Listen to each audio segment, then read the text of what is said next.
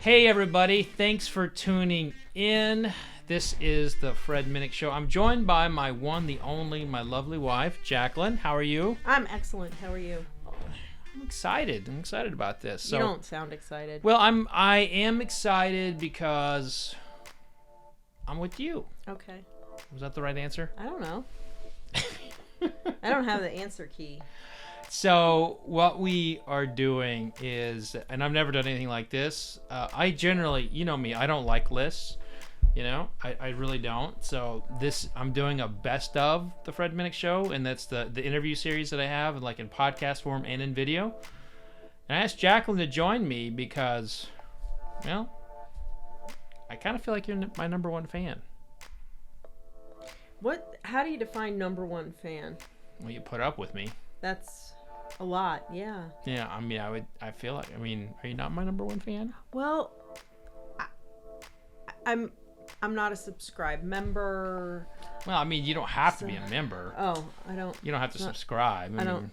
Well, I mean, I'm subscribed to your channel. We talk all the time. We so do. I feel like that, like by being married to me, you have to deal with my endless shit. Is that wrong? No, it's truth. It's truth. All right. So what I wanted to do is I wanted to talk a little bit about 2020. The year was starting out very prosperous. I had events all over the place. I was about to announce a major deal with a national hotel chain that was going to be a tasting series. I had events coming up where I was going to be doing stuff with Metallica.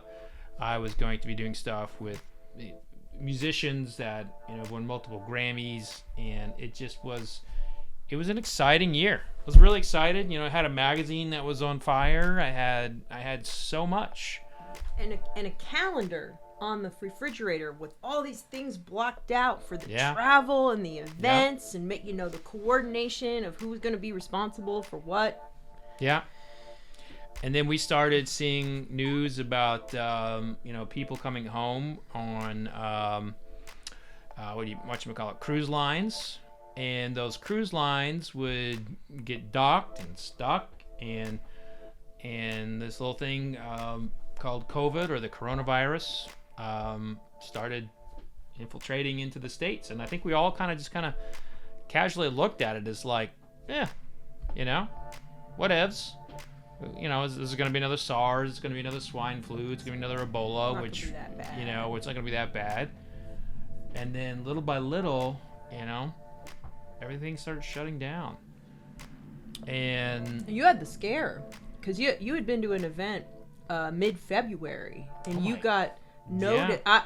I remember it because I was in our incident command, and you texted me with hey, someone I was at this conference with had COVID, and I'm sitting there thinking, I've just given COVID to all of my coworkers, and there are people over 60 and the whole thing. I forgot all about that. That was like the oh shit moment for me. That was a no shit moment. Mm-hmm.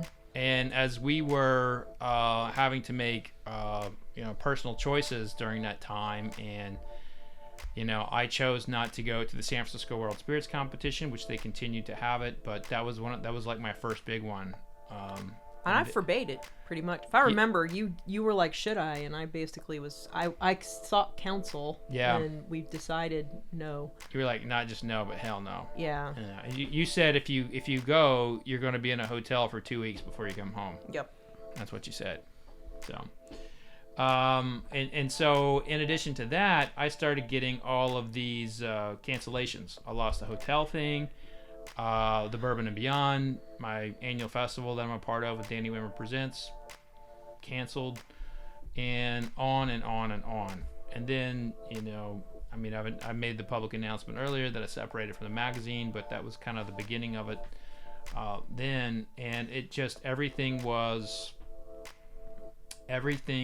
happening, and I didn't have honestly, I lost 75% of my income, during that first little bit. And the two things I had left, Bourbon Pursuit, which, I love me some Bourbon Pursuit. Love Bourbon Pursuit. If you're not a subscriber, go check it out. And, the Fred Minnick Show. and then just and oddly YouTube, which I was kind of like building into to like promote my live events, you know, YouTube became like this like safety net. And I was like, you know, I was at a point where I was like, I'm gonna have to go work for a distillery, or I'm gonna have to go do something for someone else. And I was like, what am I gonna do? And you know, we kind of had one of those talks, and I decided to go all in on YouTube, and decided to really, you know, focus on the Fred Minnick Show. Well, and I think at that time too, you were doing lives every night, weren't you? Yeah. Every weeknight. Yeah, every weeknight I was doing a live at like 9 p.m. I was like going, and then I would try to do another one during the day. Well, but I mean, I It's think crazy. especially like in that early time, so much of the country was on quarantine Yeah. or, you know, stay-at-home orders, and it was just like a little bit of stability. Like, Yeah. Fred will be on at 9. It was actually really good routine-wise at home too, because it's like, all right, we got the routine going. You're always here, always there, so like knowing what to expect. I mean, I think one of your members had asked early, or maybe not early, but had asked, you know, are you upset about that? Or, you know, thanks for letting Fred come every night. And I'm like, man, no, it's great. It was great. You were able to be a little piece of stability, but also it was stable for us too. And honestly, it saved me. Those live streams, you know, put it out there that I was doing this sort of thing. And as people started adjusting into a virtual world, we started seeing like, we started seeing more people want to do virtual conferences. And all this while, I was creating this skill set that I never saw coming. I was doing all these live related things with gear and software and just I had no idea. I had no idea that what I was doing would be a skill set I could apply later down the road. And all the while, you know, musicians were not doing anything. And so I would end up doing stuff with musicians I couldn't get if it was in person. You know, you'll see a lot about that, but like Mick Fleetwood, Daryl Hall, Derek Trucks, Ludacris. There ain't no way I'm getting that list of A-list talent at a festival, you know, over all the other, you know, journalists that are being there. But because I can send you a really nice bottle of booze, you know, you sent Ludacris a really nice bottle of booze. I did, and you'll see, yeah, Luda got some nice stuff. I mean, all of them always get nice stuff, but that, you know, that's one of my. Yeah, Luda. Well, the Mictors. Yeah. It's hidden now. It's hidden now. It's a good idea. Yeah. But you know, the purpose of this was to do kind of like a best of, you know, the Fred Minnick Show, but I also wanted to talk about 2020, and we made it, but I could not have done it without you, everybody who has subscribed to this channel, everybody who has listened to a podcast, everybody who has read one of my stories or bought a book this year. You all saved me with what was going to be an annihilation of my career beyond my control. And I can't thank you from the bottom of my heart. So I poured myself a little bit of Wild Turkey, vintage 12-year-old, the gold foil. And Jaclyn, what do you got there? Wait, why didn't you pour that for me? You wanted the barrel. You didn't offer that. I totally would have offered that. I did get the barrel though, and I mean, I do like the barrel. You asked for the barrel 15-year-old. Well, but I didn't know that. Okay. Everything in this office is at your disposal. But you sort of gave me the like, oh, would you like this or that or this or that?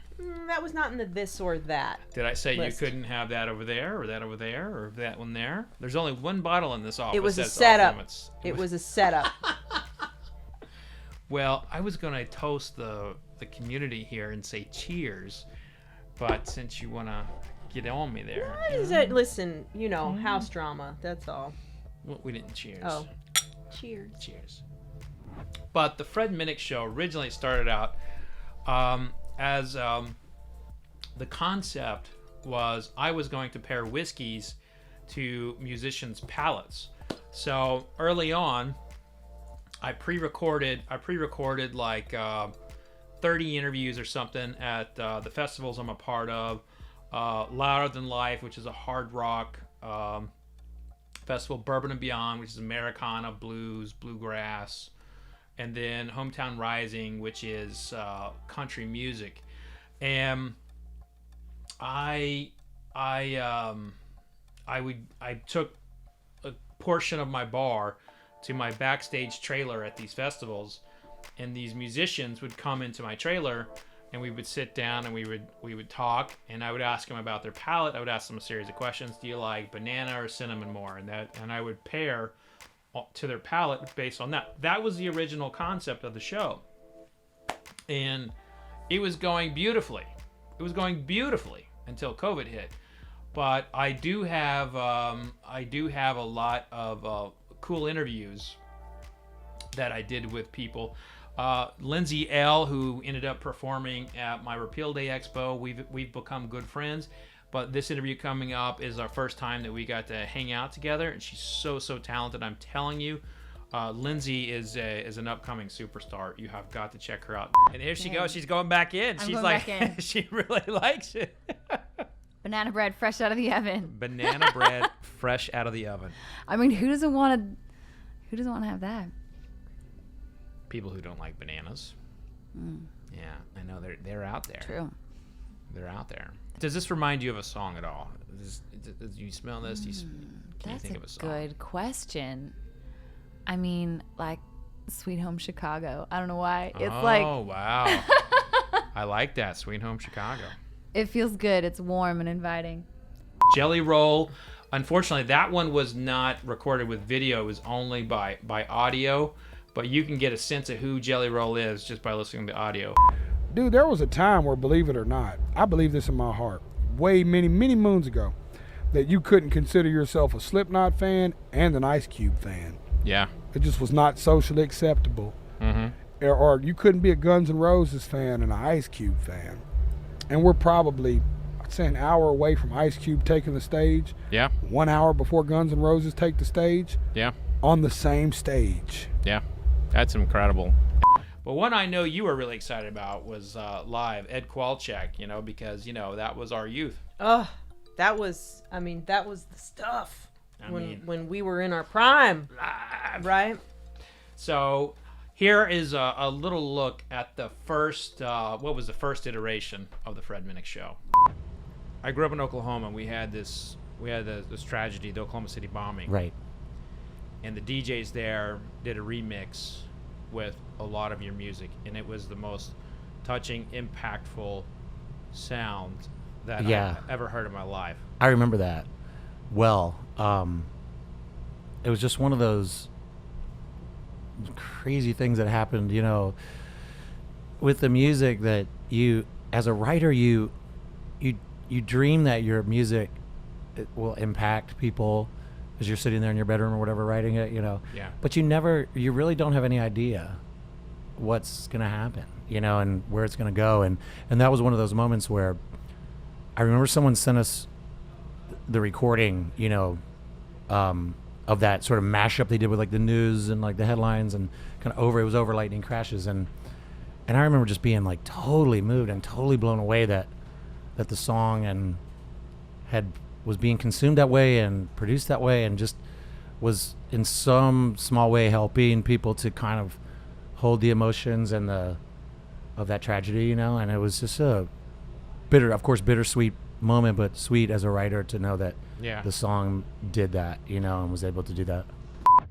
That was a lot of fun, and that the whole concept was that I could take the show to festivals, and I would just like kind of hang out I would hang out backstage and interview these musicians with my bar. That was like my whole thing, is like that's what I would do. I would record all of these in bulk. But of course, you don't have, and these interviews are like pre-real COVID, but the next ones you're about to see, and that is, I realized early on that festival promoters, I was Danny Wimmer's guy, so I was Danny Wimmer Presents like guy. of like, and I could do whatever I want back there. The other ones I had to like sell a little bit, and then as I was getting into like getting through, trying to get more episodes, none of the festivals were hitting at the time that I needed them to hit. So I had to find things to get to musicians. Around, February, March, I had to do things to go to them with my bar. And one of those was I went to a country music radio, conference. I don't, CMRS or something like that. I got to have a private concert with Garth Brooks at this thing. So. Yeah, I remember you sending me like a text about that. That was like otherworldly, and I was actually supposed to meet Garth that night, but it didn't work out. Oh. Yeah, I was kind of bummed, but he's your guy. He was your guy when you were. He's always gonna be my guy. Oklahoma State, go Pogues. But so we had, I had to take my bar to Nashville for this, and I interviewed, I think 6 country music artists.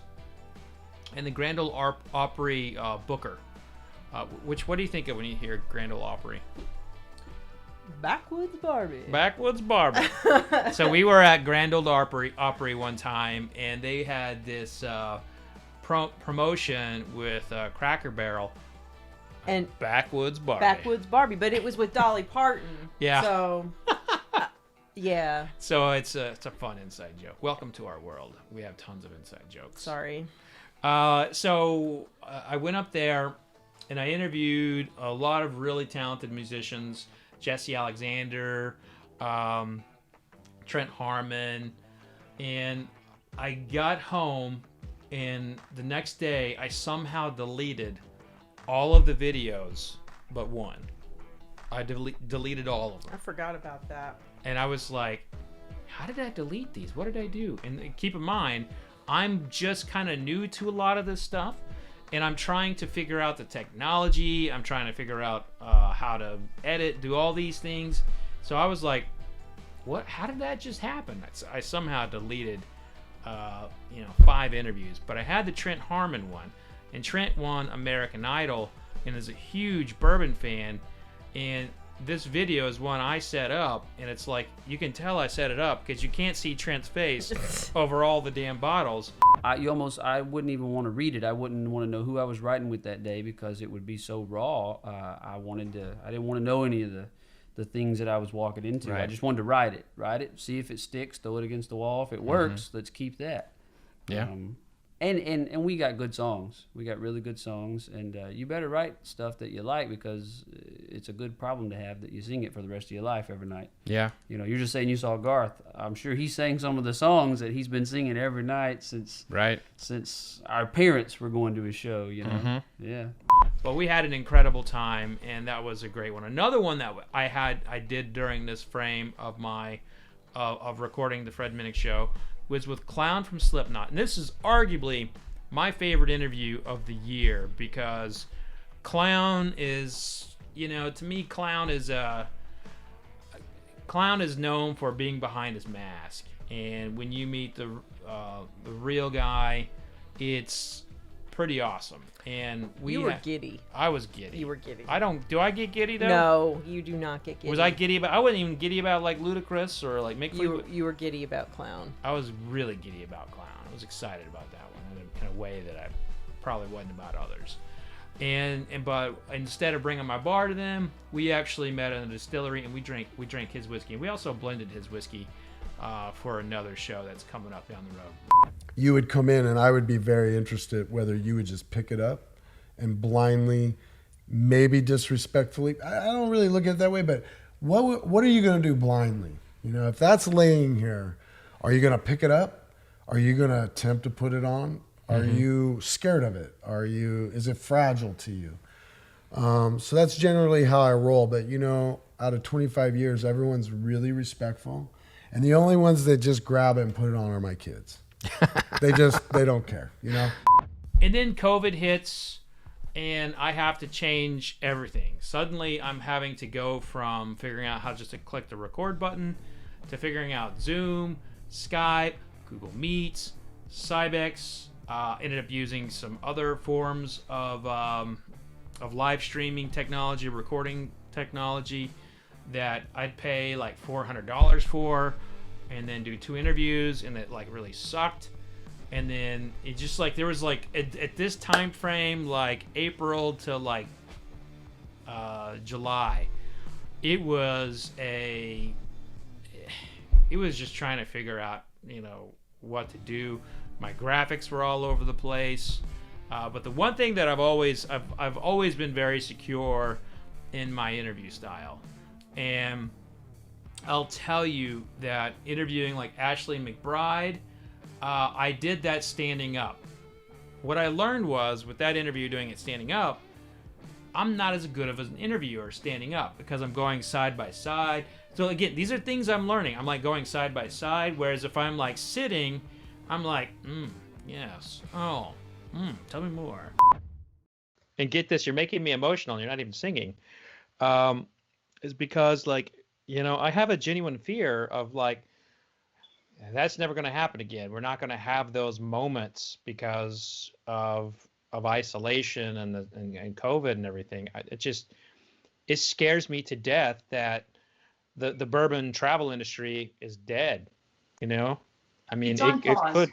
It's on pause, Yeah. But it's going to be safe for us again. And it's going to be safe for us because of our friends and loved ones that are on the front lines, that are literally risking their health so that we will be able to go out and do this together again. And it will be safe. And we may not play arenas, probably not for the rest of this year, which sucks, but maybe on a smaller scale, we can play some shows. Hopefully not everything is live streaming, because doing a bourbon tasting or experiencing things like Bardstown and Shepherdsville and out there at Maker's Mark, you can never do that virtually. But it's okay to be worried about it, but it's not okay to write it off as dead yet, because this has been through worse things. It's waded deeper waters and come out dry. Prohibition, and it waded deeper waters and came out dry. So we're going to be just fine. We're going to be just fine. Cheers to that. You can't kill bourbon. And so, like, I'm trying to figure out what kind of an interviewer I am during this phase of COVID. And I interviewed Johnny Hawkins. You know what? That's what. Remember America's Funniest Home Videos when you were a kid? They had that little jackrabbit with the, what did they call him? He had a name or something, and it was like the camera point of view of the horns and the rabbit, and it was like running around. I hadn't thought of that forever. The jackalope. The jackalope. Yeah, the jackalope. Yeah. But I really think that the interview where I hit the ground running and hit my stride was my Mick Fleetwood interview. That was the one that I felt like I can do this. I've got this. You mentioned Peter Green. How is he? I know you all just did like a benefit, like in remembering him. How is he? He's well. He's changed from, he went through a whole emotional change, which is way too long of a conversation to have. But he actually wrote to his caretaker today. And sadly, he loves to play every day at his house. And now he can't. So they're doing it. They're trying to do it online. Right? A dear friend of his who went around 3 days a week to play, just sitting on the couch playing guitar. He leads a very retreated life, but his health is okay, and he's Peter. You watched that one? I did watch that one, and of course, I have a bias for Fleetwood Mac, Mick Fleetwood. That was the last concert you and I went to before the pandemic, and their last concert of that tour. Hopefully not their last concert ever, but. I mean, that was such an incredible experience to see them live, because we'd seen Stevie at Bourbon and Beyond, and she was going to be at Bourbon and Beyond again, right? I think this had 2020 happened. I don't know about that. Was she? I don't know. I don't know. I actually, honestly, I don't remember, but they would have been a good band for Bourbon and Beyond. They would have, but that was awesome, and so that one was so cool because he had all the all of that in front of him, and he was such a gentleman about everything. Just very, I don't know, it was a good one. I enjoyed it. And I think the thing about it is like, you talk about Peter Green Peter Green would later pass away, and just seeing that friendship and the way he cherished Peter, being such an iconic, two individuals, and Mick and I have stayed in touch. So at this stage, like, we're going to that next phase where I figured out what I'm doing tech-wise. I figured out how to get people on. The word is out that, to the musician community, that there's a guy sending really, really, really great whiskey to people, and you get to talk to him, and you have like these great interviews. All these musicians were coming away from the interviews telling their managers, like, that was the best interview I've ever done. Of course, they might be 3 sheets to the wind, but they're talking about the interviews, and there was something that was as a great thing of pride. And so when Lee Brice's camp agreed to connect with me, which I know you're not a country fan, but Lee Brice to me is he's like the guy. 15 years ago, I started to really realize what I had that night, so I started to enjoy whiskeys a little more and bourbons. I went to Scotland, and I did a lot of Scotch over there. A different one for every bar, headed all the way up to the castle, and the peatiness of it and all that stuff. So the smell and letting it open up for a second, it's always like a starter for me. This was calming down a little bit now. Yeah. He's like the guy in country music right now. And by the way, Ashley McBryde up for a Grammy, whom you saw earlier. So I was really resonating, especially in country music. And then I got Kyla Jade, who was on The Voice, and just one of the best interviews I've had all year. But she did give me a little business. She was talking about, Fred, I think you just messed up my voice because this whiskey's really hot on my yeah. And so, but when we taste, we just put a little bit on our tongue. Oh, okay. I wasn't supposed to shoot it? No, you don't shoot it. I clearly do not know tasting. See, this is why this is why you're threatening me with doctor bills here. It's because you're just kicking the whole bottle backstage. I didn't know I was supposed to do that. Yeah, she was giving me the business on that, but I think I would later learn that she was just giving me business. Good, she should. Had Uncle Cracker on. Uncle Cracker just started smoking on the set. That was crazy. Smoking what? It was a cigarette. Oh. And I heard through the grapevine that you used to drink vodka, and there's a section in there about why vodka sucks. So make sure you pay close attention to that one. I only did vodka for calorie reasons.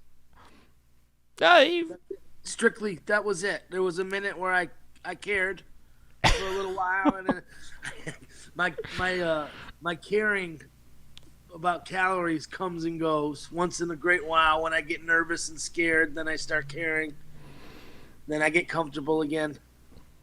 Then you go back to the bourbon, and then life repeats itself. Yeah. Yes. It's such an Uncle Cracker thing to do. It's such an uncommon thing, though. Even though we live in Tobacco Central, you just don't see people lighting up like you did when we were kids. No, not back in the old not back like the old days of the 80s.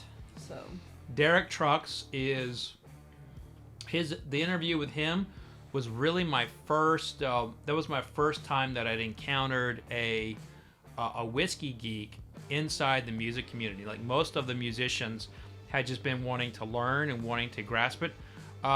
Derek Trucks, who's slide guitarist for the Allman Brothers, has his own band and is on Rolling Stone's top 25 best living guitarists, which I think he's number 1, by the way, arguably.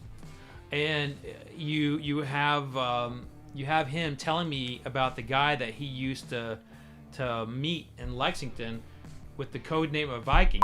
He's somebody that really helped you kind of navigate the world and really judge people on their intentions and actions and not get too bogged down in the BS.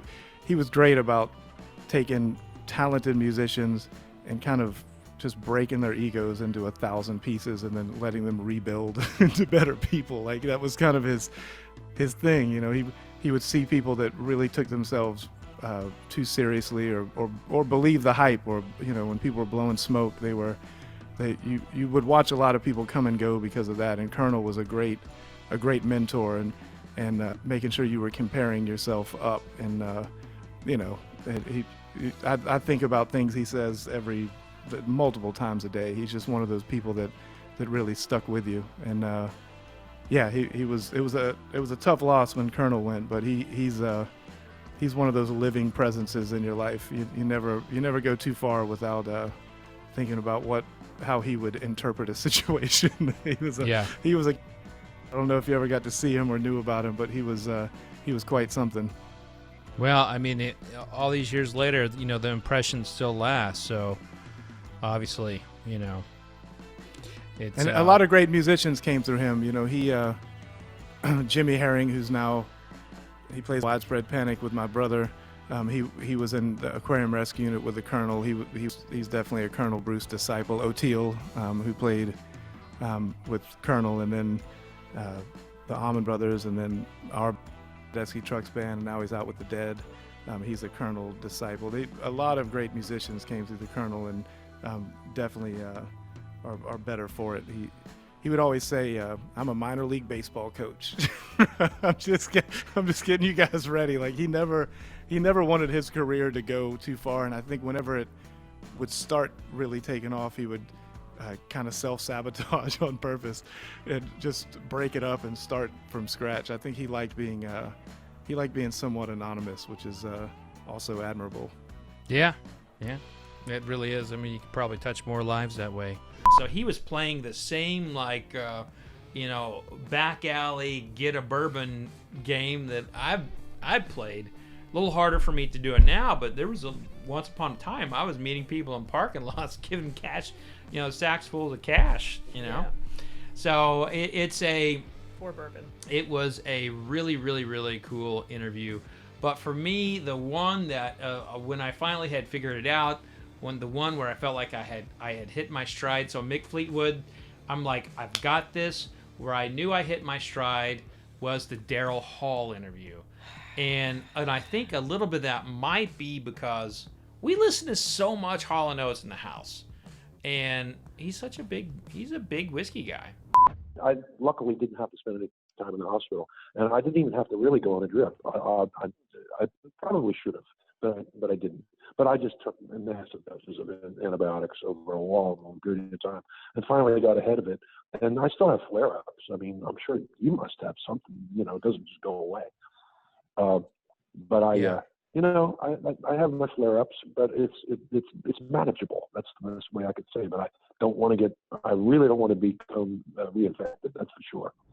That was awesome. You're like, I'm interviewing Daryl Hall. I'm like, I mean, now, our teenage years, we were just a little shy of that being like all the prom and all the homecoming music, but we were just up there. So that was like all the cool kids. Well, my older brother, of course, like that was the stuff. Was Hall & Oates, So that was really cool to get him, and we had seen him again at Bourbon and Beyond, and just kind of reliving that whole 80s life. The big thing for me was he had Lyme disease. I had Lyme disease. It was a big part of both of our lives.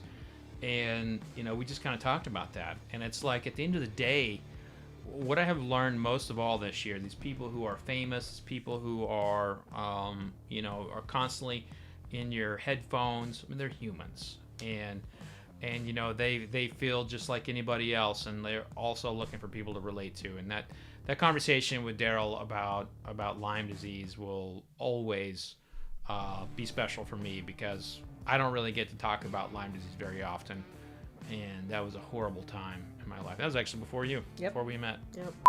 I'm coming out of this phase, and I actually know what I'm doing, and I actually have some booking power. And as I have kind of gotten a lot of really nice musicians, I have a yearning for a category that is very deeply connected to me, and that is sports. I started hitting up people I know who are connected in the sports community. Got in NDAMUKONG Sue. So you've been such a force on the defensive line, And a lot of times with someone who has your like athleticism, they bring them over on the offensive side to maybe play a little bit of tight end or, you know, a fullback. Yeah. I mean, are we going to see a little bit of that now that you've got Gronk on one side, maybe a double tight end, you know, run it down your throat kind of formation? I would love to, and we've had some discussions with our coaches. And actually, last year we had a package that we actually didn't actually end up using. But there's definitely some packages that we've had in the mix. It's just finding the right time. In this year, obviously, you have Gronk as an amazing tight end, future Hall of Famer.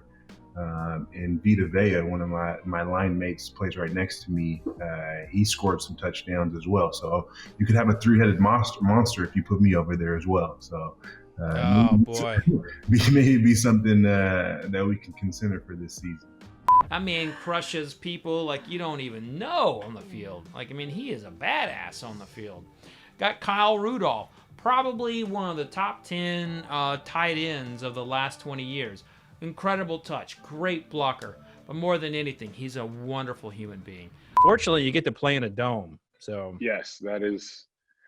We were outside for 2 years when they were building that new dome, and it was 2 years too many. It gets so cold there. So cold. But the one that really kind of, I know, connected with all of us was Mike Golick and Mike Golick Jr. Now, this interview happens about a week after it's announced that he's no longer going to be a morning host. Now, he's still with ESPN. He's calling games, but this was right after the ESPN had announced Mike Golick will take a different role, or at least would not be in the mornings. And you know, I have to be honest with you, I didn't care about that. I cared about Mike Golick, the father, and watching his son Mike Golick Jr. over the years. And that was the kind of purpose of my interview. When you got out of Notre Dame and you were making a run for the NFL, and you kept getting cut, and we'd hear about that. What was the moment that you knew that it was time, you know, to hang up the cleats? Yeah, I think for me that the wheels started turning on that sometime in the spring of 2015, where I understood it was the third year I had in that window, and I always kind of went in with the understanding that I would have probably a good 3-year opportunity to try and latch on somewhere before the sands of time and subsequent draft classes start adding up.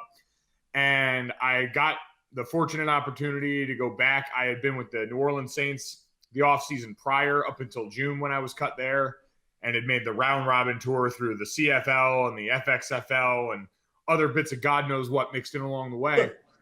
But I got the chance to go back with the New Orleans Saints that next spring of 15.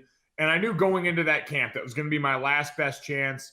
I had been moving around, basically living on couches for 3 years. And I said, you know what? I'm going to give it my absolute best shot here. Try and put some great stuff on tape, really put my best foot forward again. And if it doesn't work out, the way I always thought about it was, I need a job that's going to start liking me too, because at that point, professional football did not seem to have much of an affinity for me. And so, you know, I was fortunate. My last preseason game, and ended up being my last football game, was preseason 4. We played the Green Bay Packers at Lambeau Field. So got to see that historic venue, went out there, felt like I played some good ball, and ultimately it didn't work out. And at that point I was like, you know what, there's really not much more at this point in time that I feel like I can do. I've had the opportunities. They haven't worked out. And so at that point, I had already been doing some things on the side, kind of with a foot in the broadcasting world. But at that point, I decided it was probably the time to go full go with it. Well, and that was the thing. We watched a lot of Mike and Mike. I mean, yeah. I'm a football fraud. I'll admit it. I'm a sports fraud in general. So I got a lot of my information from. Got that recorded? Yeah, you do.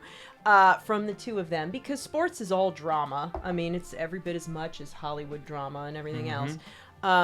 But that was the thing. Whenever he would talk about his son, you could see the pride just like coming right out of him, even if he was in the middle of an argument with somebody else. And to have the two of them drinking together, I think about, you know, the future, you know, you and Oscar and you and Julian kind of drinking together, and like just that, I don't know, that father-son thing was just is really, really touching to see that. Yeah, father and sons.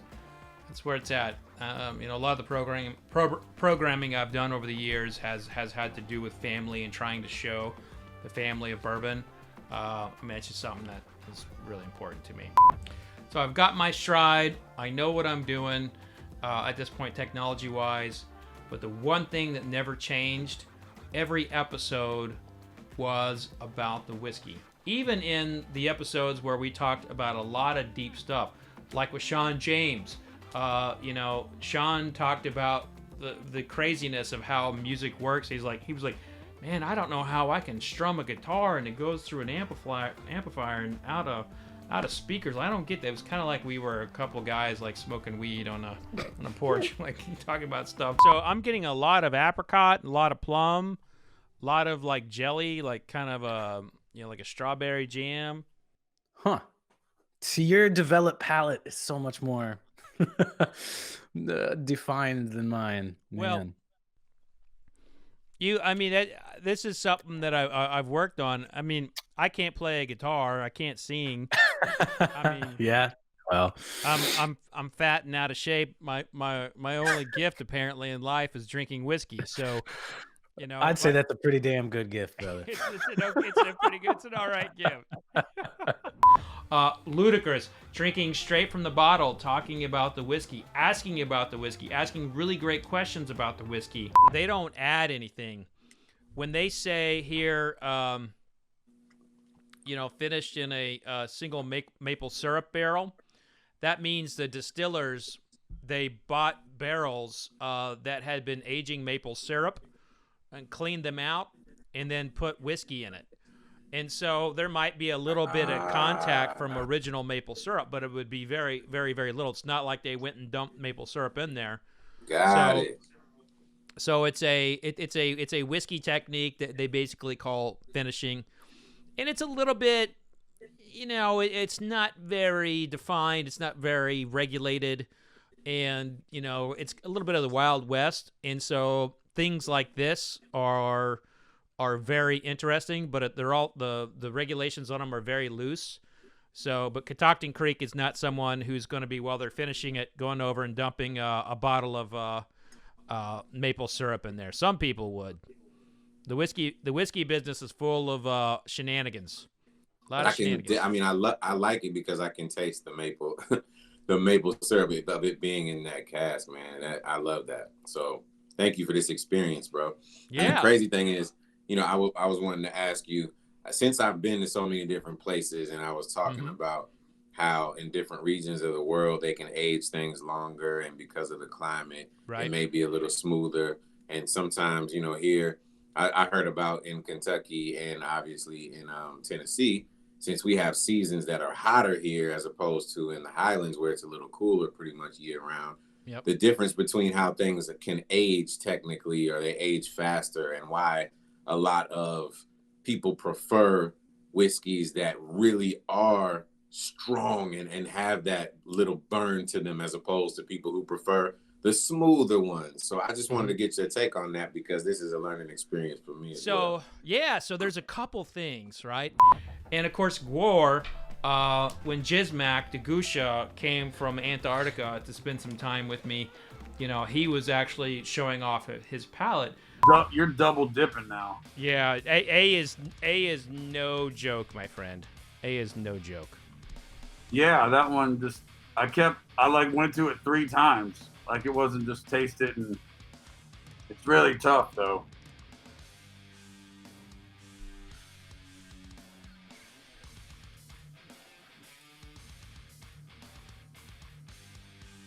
So these are all whiskeys, but this one doesn't necessarily feel like a bourbon whiskey.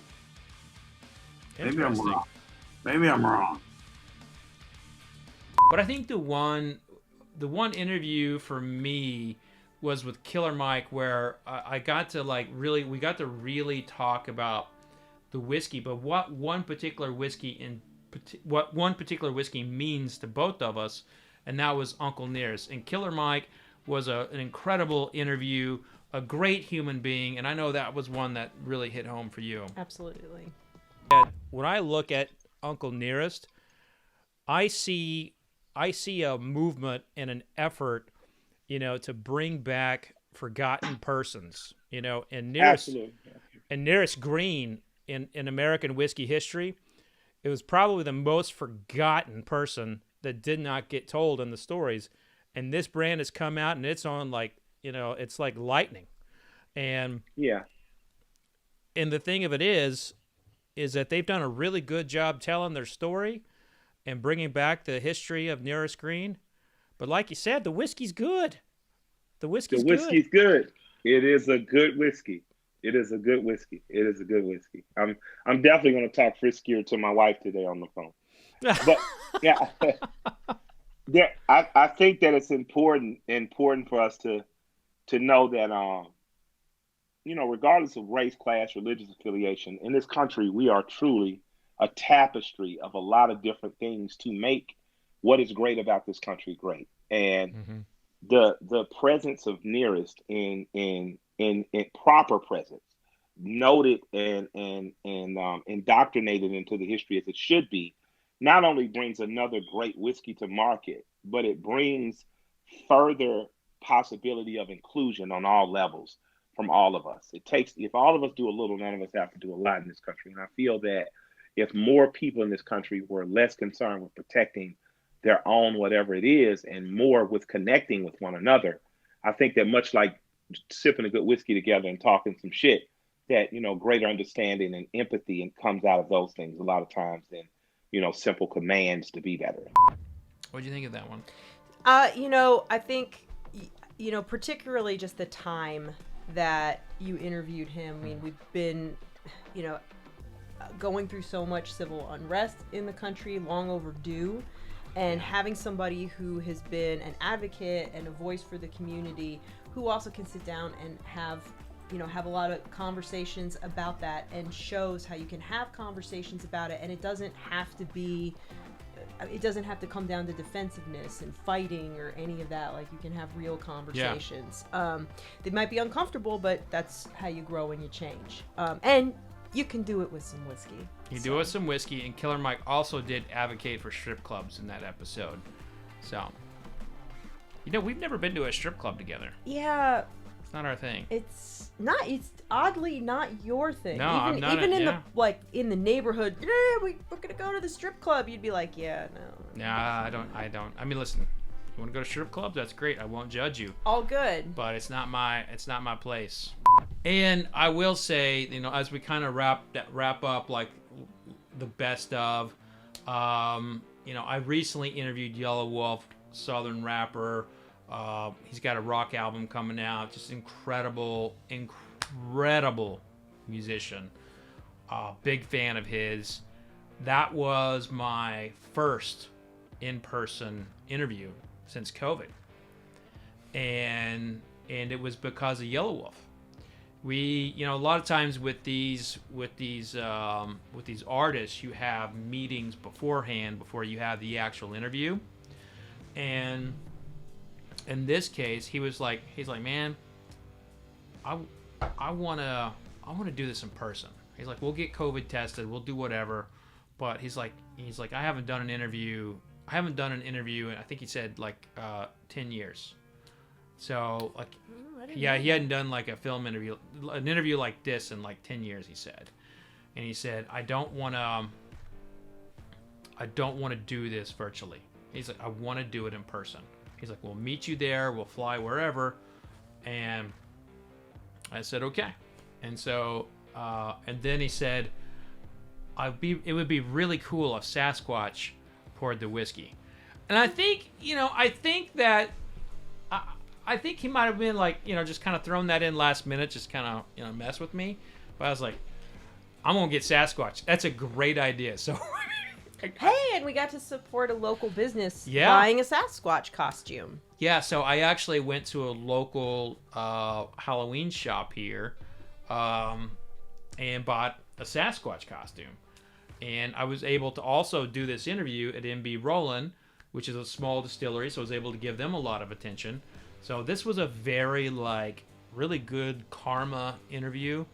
But the thing about Yellow Wolf is that what I learned from that guy is that no matter how hard he works, he's going to work harder. He's done 3 albums in the middle of COVID. He's done 1 like docu-series. He's in the middle of doing a film like right now. Well, he's also got like a clothing line. And he's got like all this merch stuff he's doing. I mean, this guy is, you know, I hate it when people judge people for how they look because he has a lot of tattoos. If you want to talk about work ethic, that man has a work ethic. And he talks about that here in this little clip.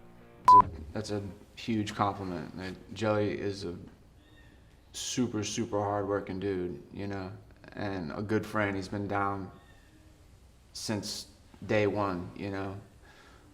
Struggle Jennings, Jelly Roll, Alex King, early on, Outzilla, Old Antioch, Tennessee. I think that there's a certain